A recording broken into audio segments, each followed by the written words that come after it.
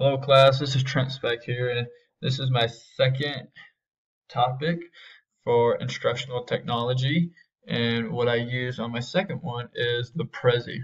And most people are kind of familiar with the Prezi, so I won't take too much time, but there's a lot of great aspects to a Prezi. I think that the biggest thing with the Prezi is that it's more business-like when it comes to presentations. I think that PowerPoint is great, but it's 2005, 2010-ish. Prezi is a new age kind of tool, and it's kind of out of style now. Some pros for Prezi is it's definitely applicationable and definitely more business-like. The downside of it is it's not as useful or resourceful as maybe like a Google slide, which multiple people can be editing it and working on it together. So Prezi though, you can have different people work on it if you give them the link. So it's just not as user friendly as say Google Slides. So why I chose it is it's a great tool for students to use to have business like presentations. I think that one of the key aspects is when presenting, I find that students go over the same thing over and over again and they don't get any better at presentations. And one of the biggest things is presenting when the time comes, for whether it's a job interview, whether it's to get into nursing school, or whether it's to get into engineering school. They need to be good presenters. So the Prezi is a great way and a great tool to use for this. It's practice, definitely. Prezi can be definitely frustrating at the very beginning, but once you get to using it, it's pretty simple to use. So my purpose is to provide a different option besides Google Sheets and PowerPoint, or Google Slides, excuse me. It will be an interactive way for students to provide a presentation that is business-like. My intended target would be students, and then their audience. So it could be parents also. Parents might like this if they've ever heard of it. So finished projects would be a presentation on what to do and how to do and use Prezi. So my ISTE standard would be education to be advocate for equitable access to educational technology, digital content, and learning opportunities to meet the diverse needs of all students. And then 5C is explore and apply instructional design principles to create innovative digital learning environments that engage and support learning. Okay, whoops, don't look at my next one. So I already logged in, and these are ones that I presented back in the day. My most recent is for MIT 812, just getting it started. So some of these I've had other people like make and kind of share it with me. I think this type of investment, someone did it, and I kind of showed them how to use it, my classroom wise.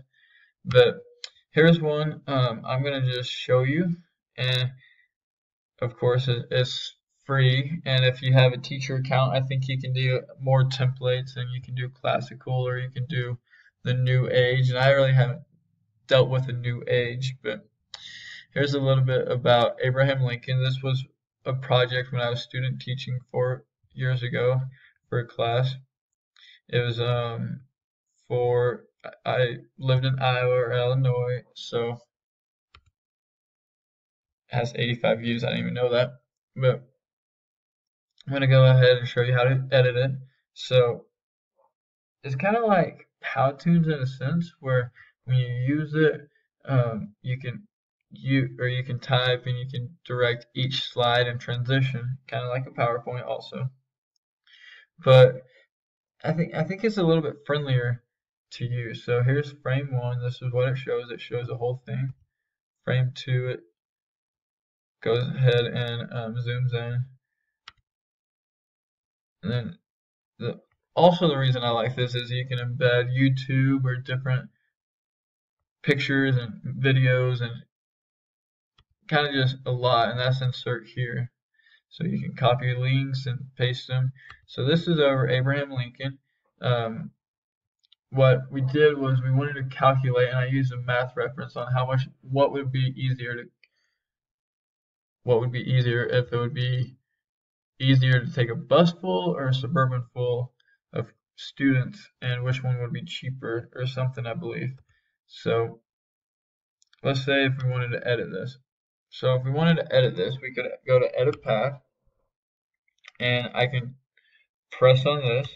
This is a great way to understand. So I'm going to take that and I'm going to make it slide 5 and 6, and then I'm going to exit the path or push done. So when I come back up here after this, it'll take me to this slide twice. Okay, and it didn't go anywhere, of course. But if I wanted to delete that, I can just press this X right here. Say I wanted to create something. So I'm going to zoom out right here. And say I wanted to create something. Houston, we have a problem. So I'm going to zoom in. I'm going to even zoom in more. And say, whoops, zoom in too much.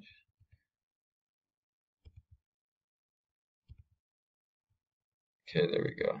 Clicked off of it. And I want to insert something right here. So I'm going to insert hello. Hello right there.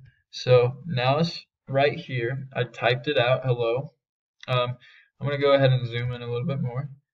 And then I'm going to make this smaller by using this minus plus sign. And this is to drag it, the one in the middle. But I'm going to make it smaller. I can make it as small as I want. Keep zooming in. I find that if you don't keep zooming in, it's difficult, or if you zoom in too far, it's difficult. So make sure you're happy medium. I'm going to put that right there. Hello. Edit path. Press on this. Or I can even make it, before I do that, whoops. I'm going to turn it upside down just so you can get a visual of this. Right here, you can push on this little box and it gives you a little insert. I'm going to flip it upside down, but when it's red, it'll be red right side up. So edit path is number 14. I'm going to change it to number, whoops, right after number 15. Houston, we have a problem. And then hello. So I can press on this. And then press on this. Houston, we have a problem. Hello. Okay. To get right back or right side up, you need to press on something to get back to this. Biggest thing is if I wanted to insert pictures, I could do that. Symbol, shapes, YouTube video, favorites, charts, layouts. So there's a lot more. I can even add background music and voiceover. So there's a lot more PowerPoint or from file. So it expanded a lot, and there's a lot of different ideas and things that we can do that is a little bit more business-like. So if I wanted to present this, and this is kind of like a 3D, it's pretty cool. So boom, and then press start, and it plays automatically. I'm going to skip that, skip this, and it starts automatically where I want it to, just like anything. So I think it was we were going to